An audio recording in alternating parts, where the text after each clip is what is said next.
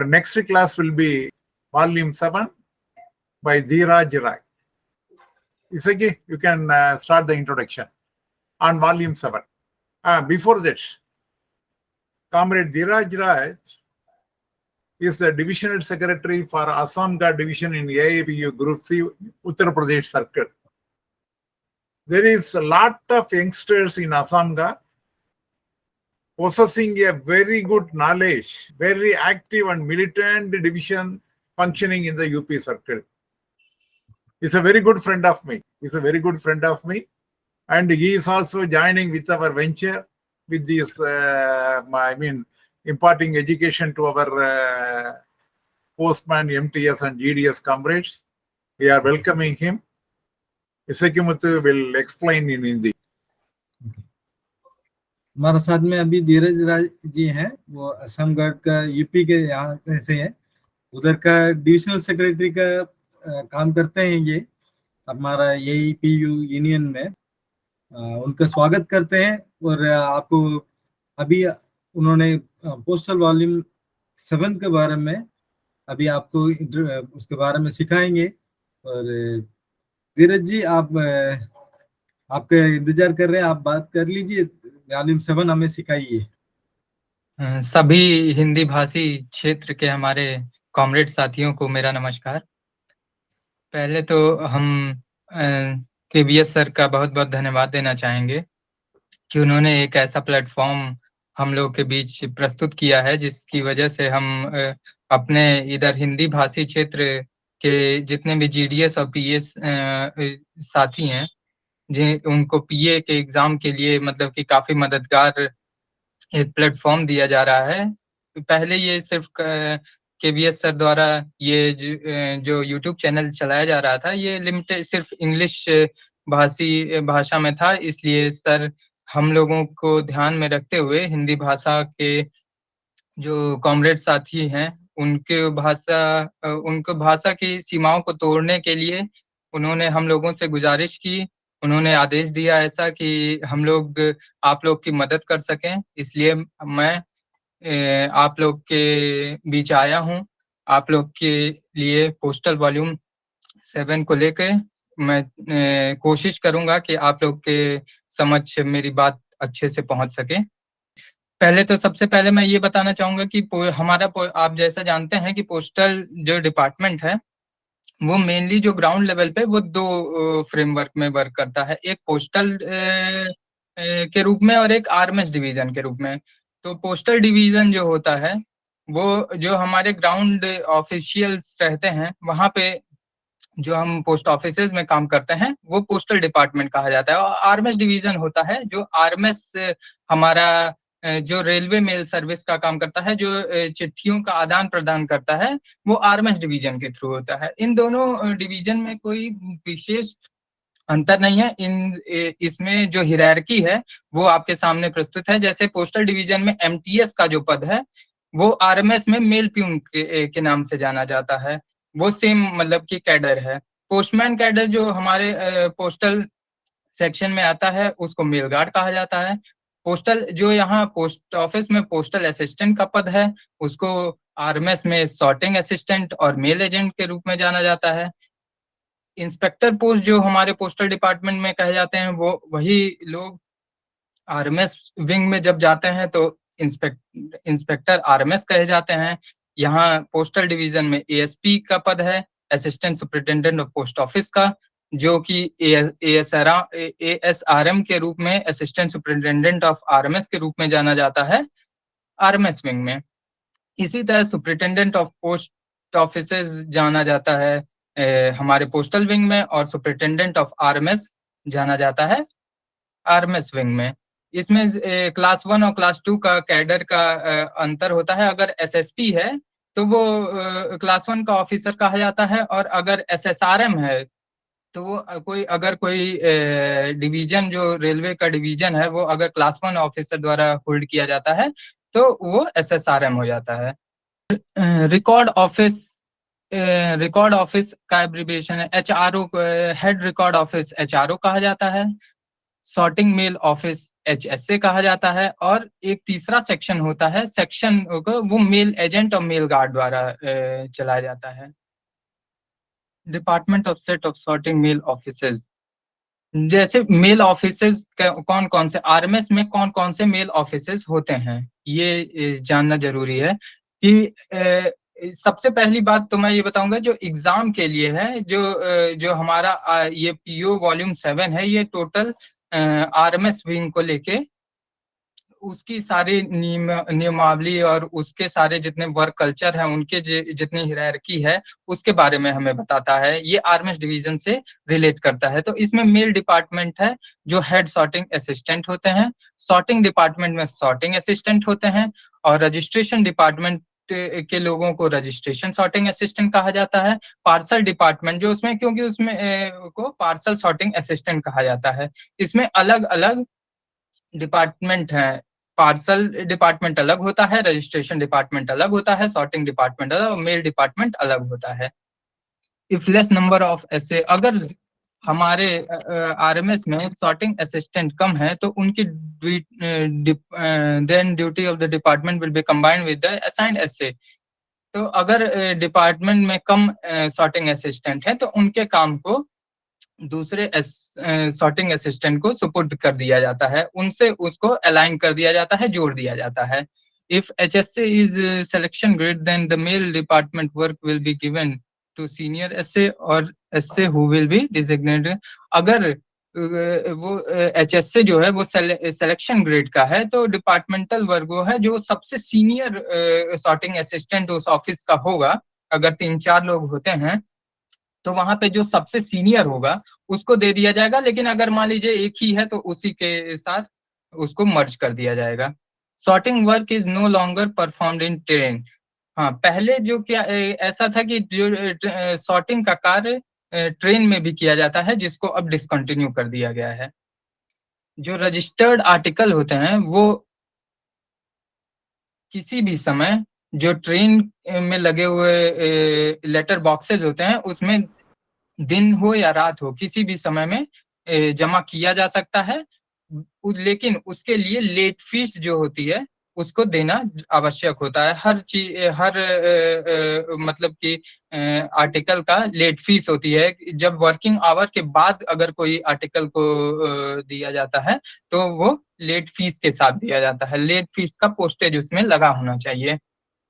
Article posted in the van or compartment letterbox will be dealt with immediate after leaving the station. जो भी article post हुई है van में या letter box में उसको तुरंत ही उसको रिसीव किया जाता है और उसको डिस्पोजल के लिए दिया जाता है सॉर्टिंग के लिए। Late fees paid article are dispatched to the designation by the nearest route. जो भी लेट फीस पेड होती है वो designation by the nearest route उसको डिस्पैच किया जाता है अपने नियरेस्ट, जो उसका सबसे शॉर्टेस्ट रूट रहेगा उसी के द्वारा उस आर्टिकल को भेजा जाता है। तो जब भी अगर कोई आर्टिकल है और उस पर लेट फीस नहीं लगी है तो उस पे detained late fees paid not paid की स्टैंप को इम्प्रेस किया जाएगा। सिर्फ पोस्ट कार्ड के मद्देनजर इसको छोड़ा जा सकता है। बाकी कोई भी अगर आर्टिकल है अगर उस पर लेट फीस नहीं पेड की गई है, अगर जो जमा करता है उसके द्वारा, जो डिपॉजिट कर रहा है, जो भेज रहा है उसके द्वारा, तो उस पर detained late fees not paid की स्टैंप लगेगी और उसको रखा जाएगा। No article should be received by hand by RMS section not applicable if not। कोई भी आर्टिकल जो है पब्लिक अगर ले आती है तो उसको आर्टिकल उसी में जो लेटर बॉक्स होता है उसी में उसमें डाला जाना चाहिए। अगर वो आर्टिकल बड़ी है, उसका साइज ऐसा है कि वो आर्टिकल उस लेटर बॉक्स में नहीं जा सकता है, उसी केस में उसको थ्रू हैंड बाय हैंड उसको रिसीव किया जाता है। नहीं तो अन्यथा अगर वो आर्टिकल उसमें लेटर बॉक्स में जाने योग्य है तो वो आर्टिकल लेटर बॉक्स के थ्रू ही जाएगी, वो डायरेक्ट इन हैंड नहीं ली जाएगी। जो लेटर बॉक्स बैग भेजे जाते हैं उसमें लेटर लेट फीस का डिटेल पूरा का पूरा उसमें दिया जाता है। उसमें ये रहता है कि लेट फीस इसमें कितने किस किस आर्टिकल में दी जा रही है। किसी भी कंफ्यूजन मतलब कोई भी करस्पॉन्डेंस में कोई भी कंफ्यूजन ऐसा ना हो, इसलिए बिट उसमें आरएमएस सेक्शन के बिट का डिटेल उसमें रहना जरूरी है। अगर दो या दो से ज्यादा बिट अगर कहीं पे कार्य कर रही हैं तो उस केस में वहां उसमें ट्रेन नंबर भी डेजिग्नेट होगा, जिससे कि सही से पहचाना जा सके कि हाँ ये किस ट्रेन नंबर से द्वारा आई है और कौन से बिट द्वारा की गई ये आर्टिकल है, मतलब कार्य किया गया है। किसी भी हालात में कोई भी आर्टिकल को बीच में नहीं रोका जा सकता है, सिवाय ऐसे समय में जब डीजी या चीफ पीएमजी ऐसा पर्टिकुलरली ऑर्डर करें कि मेल ऑफ ऐसा कोई ऑर्डर किया जाए, तभी कोई आर्टिकल को इंटरसेप्ट, मतलब कि बीच में आर्टिकल कोई पोस्ट की गई है उस आर्टिकल को बीच में रोक के और उसको इंटरसेप्ट करके रोकी जा सकती है। ये सिर्फ किया जा सकता है डीजी के ऑर्डर से और चीफ पीएमजी के ऑर्डर से। और इसमें भी कैंप आर्टिकल्स अगर हैं तो उसको भी इससे मुक्त रखा गया है, वो इस कैटेगरी में नहीं आएंगी। किसी भी सूरत में अगर कोई आर्टिकल अगर भेजी जा रही है तो उस आर्टिकल को कोई भी पब्लिक जो है उसको ट्रेस आउट, मतलब एग्जामिन नहीं करे। ये नहीं है कि कोई आर्टिकल अगर बुक हो गई है तो वो जाए और आरएमएस से उस आर्टिकल को कोई देख ले या उसको एग्जामिन करे या उसमें ये पता लगाए कि क्या है। उसको किसी भी बीच में उसका हिंड्रेंस नहीं होना चाहिए। वो बिल्कुल बुक हुई है तो वो हमेशा अपने सेंडर तक ही जाएगी। कोई भी वर्क पेपर जो आरएमएस में कोई भी कार्य किया जाता है उसका भी कोई भी वर्क पेपर किसी भी जगह पे किसी को भी नहीं दिखाना है, किसी भी अनऑफिशियल आदमी को, जब तक कि कोई ऑफिशियल लेटर मतलब कि कोई स्पेसिफिक ऑर्डर किसी एसएसआरएम द्वारा या किसी कॉम्पिटेंट अथॉरिटी द्वारा ऐसा कोई ऑर्डर नहीं मिलता है, तब तक भी कोई भी वर्क पेपर किसी को बाहर में नहीं दिखाया जा सकता है। अगर कोई भी ऐसा वर्क ऑर्डर अगर है ऐसा, और अगर कोई कर्मचारी ऐसा पाया जाता है कि उसने कोई भी ऑफिशियल डॉक्यूमेंट लीक किया है तो उसके ऊपर कार्रवाई हो सकती है और इट में लीड टू द डिसमिसल, मतलब उसकी नौकरी तक जा सकती है। अगर कोई दूसरा कोई डिपार्टमेंट या कोई ऐसे बहुत सारे केस आते हैं जिसमें कि दूसरे डिपार्टमेंट द्वारा मांगा जाता है किसी कोई आरएमएस का रिकॉर्ड, तो उस केस में भी हमें आरएमएस सीईओ से अप्रूवल प्रायर लेता है, उसके बाद ही वो अपने कोई रिकॉर्ड को दूसरे डिपार्टमेंट को दे सकता है।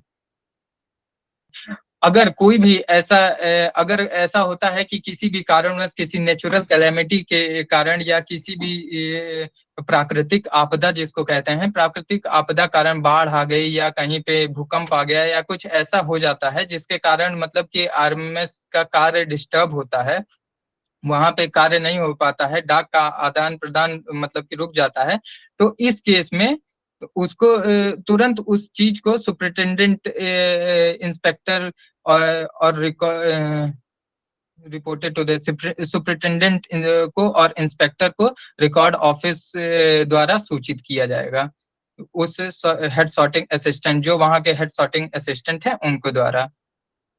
अगर उसमें दो कंडीशन है, अगर जो नेचुरल कैलेमिटी है या जो प्राकृतिक आपदा है उसके कारण जो डिटेंशन है वो 8 घंटे से कम की है, 8 घंटे का समय है उसमें, तो उसमें फैक्स या टेलीग्राम द्वारा उसका हेड रिकॉर्ड ऑफिस द्वारा इंटीमेट किया जाएगा। अगर 6 घंटे से ज्यादा का वो डिटेंशन हो जाता है डाक का किसी कारणवश, तो उसका वो सुपरिटेंडेंट को भेजा जाएगा और रिकॉर्ड ऑफिस दोनों को भेजा जाएगा। ये क्वेश्चन ऐसा बन सकता है कि अगर डिटेंशन 6 घंटे से ज्यादा का है और 6 घंटे से कम का है तो किसको किसको भेजा जाएगा। तो आप ऐसा सोच सकते हैं, मतलब ऐसा आप इस पॉइंट को नोट डाउन कर सकते हैं कि अगर वो डिटेंशन है 6 घंटे से कम का है तो उसको सिर्फ रिकॉर्ड ऑफिस को भेजना है, और अगर 6 घंटे से ज्यादा का है तो सुपरिटेंडेंट और रिकॉर्ड ऑफिस दोनों को भेजना है। अगर जो मेल गार्ड और मेल एजेंट जो है जिसको डाक का आदान प्रदान करता है, अगर उसको एकोमोडेशन जो डाक जो हमारे ट्रेन में जो एक डिपार्टमेंट रेलवे द्वारा प्रोवाइड किया जाता है, एक बोगी जो प्रोवाइड की जाती है जिसके थ्रू डाक आती जाती है, अगर ऐसा कभी होता है कि डाक ज्यादा आ जा रही है या मतलब कि एक्स्ट्रा ऑर्डिनरी कंडीशन बनती है जिसमें एक उस जितना ऑक्युपाइड वो है वो कम पड़ रहा है अगर उसमें जगह, तो इसके लिए हम डिपार्टमेंट रेलवे डिपार्टमेंट को एक्स्ट्रा एकोमोडेशन देने के लिए और जगह देने के लिए लिख सकते हैं। उसको लिखना चाहिए और वो जो वहाँ के कॉम्पिटेंट अथॉरिटी हैं वो एक्स्ट्रा स्पेस प्रोवाइड भी कराते हैं। रिकॉर्ड ऑफिसर और mail agent available at station should satisfy for the necessity. वो उनको समझाएंगे, उनको बताएंगे कि हमारे यहाँ जो जगह है वो काफी मतलब कि डाक ले जाने के लिए कम है, इसलिए हमें और जगह की जरूरत है, इसलिए आप कृपया हमें प्रोवाइड कराइए। तो अगर रिक्वेस्ट हम करते हैं और रिक्वेस्ट रिटर्न रिक्वेस्ट की जाएगी जिसमें उसमें उसको 4 कॉपी में बनाई जाएगी, एक स्टेशन मास्टर के नाम से, डेजिग्नेटेड स्टेशन SRM के नाम से, और एक रिकॉर्ड ऑफिसर के लिए रहेगी, और एक मेल एजेंट और मेल गार्ड जो रहेगा उसके लिए रहेगी। 4 कॉपी में उसको सबमिट किया जाएगा और उसको एक्स्ट्रा एकोमोडेशन प्रोवाइड किया जाएगा, मतलब उसको रिक्वेस्ट दी जाएगी और उसी बेसिस पे उसको एक्स्ट्रा अकोमोडेशन मिलेगा वहां पे। SRM should compile all this extra। SRM का काम है कि हर जितने भी एक्स्ट्रा अकोमोडेशन अगर मिलते हैं तो उसको चीफ PMG को हर महीने के 10वें तारीख को उसको रिपोर्ट करनी रहती है। अगर मिस कनेक्शन होता है, जैसे मान लीजिए कि एक डाक को आदान प्रदान करने का सबका एक शेड्यूल बना हुआ है कि ये डाक इस समय रिसीव होगी, ये डाक इस समय डिस्पैच की जाएगी, सबका रूट निर्धारित है और सबका जैसे बस का रूट निर्धारित है, ट्रेन का, एयर का, कि हाँ इस ट्रेन से जाएगी और इस एयर सर्विस से लिफ्ट होगी। ये हर एक उसका अपना एक शेड्यूल बना हुआ है। अगर उसमें कोई गड़बड़ी होती है, अगर मिसकनेक्शन होता है, मान लीजिए ट्रेन लेट हो जाती है और वो दोनों आपस में मतलब डाक जिस समय मिलनी चाहिए ऐसा नहीं हो पाता है, तो इस बात को रिपोर्ट करना होता है superintendent of the record office. Record office को सुपरिटेंडेंट को रिपोर्ट करना होता है किसी भी तरीके के मिसकनेक्शन अगर एयर सर्विस में होती है, यही अगर रेलवे सर्विस में ऐसा होता है तो ये रिपोर्ट जो है पहली पोस्ट से जो पहला रिकॉर्ड ऑफिसर जो रहेगा वो चीफ PMG को रिपोर्ट करेंगे। एकदम सबसे पहला जो फर्स्ट पोस्ट रहेगा वो चीफ PMG को मिसकनेक्शन ऑफ एयर सर्विस के रिगार्डिंग रहेगा। The mail office and or the PO which open or dispose the misconnection should intimate the same to the record office, mail office and the PO close those bags। जो mail office या जो PO है, जो post office है, वो अगर जो भी खोलता है, जो भी उस जो मिसकनेक्टेड मेल है उसका जो काम करेगा उसका तो उसको भी इंटीमेट करना रहता है, वो भी इंटीमेट करेगा रिकॉर्ड ऑफिस को, मेल ऑफिस को, जिसने उसको मेल को बंद किया है, वो पूरा का पूरा अपना बताए वो रिपोर्ट करेगा कि हाँ मैंने ये डाक प्राप्त की, जो मिसकनेक्टेड मेल थी वो उसको प्राप्त की है और उसको डिस्पोज कर दिया गया है उसके बारे में। कोई जितने भी चीफ PMG द्वारा जो जनरल इंफॉर्मेशन के ऑर्डर होते हैं उनको सबको RMS ऑफिशियल एनुअली उसको सीरियल करते हैं 1 अप्रैल से लेके 31 मार्च तक के ऑर्डर में। वो 1 अप्रैल से उस ऑर्डर को सीरियल किया जाता है और वो 31 तारीख तक चलता है। The same should be shown to all the supervisor और filed in the guard book. उसको गार्ड सारे के सारे जितने भी जनरल इंफॉर्मेशन के जितने भी लेटर आते हैं उनको गार्ड बुक में सीरियल करके, वो सीरियल जो होता है वो 1 अप्रैल से लेके और उसका प्रिजर्वेशन पीरियड 3 ईयर है। प्रिजर्वेशन पीरियड ये हमें जानना बहुत जरूरी है, क्योंकि प्रिजर्वेशन पीरियड के ऊपर बहुत सारे क्वेश्चन एग्जाम में आते हैं कि कौन सी चीज का कितना प्रिजर्वेशन पीरियड है। प्रिजर्वेशन पीरियड का जो गार्ड बुक जो मेंटेन की जाती है उसके 3 साल का प्रिजर्वेशन पीरियड है। इसी के साथ हम अपने आर्मी इस सेशन को समाप्त करते हैं और आशा करते हैं कि आपको और भी जानकारी, नई जानकारी के साथ आपके समक्ष होंगे। Thank you. Thank you. Thank you very much. धन्यवाद. Thank you. धन्यवाद.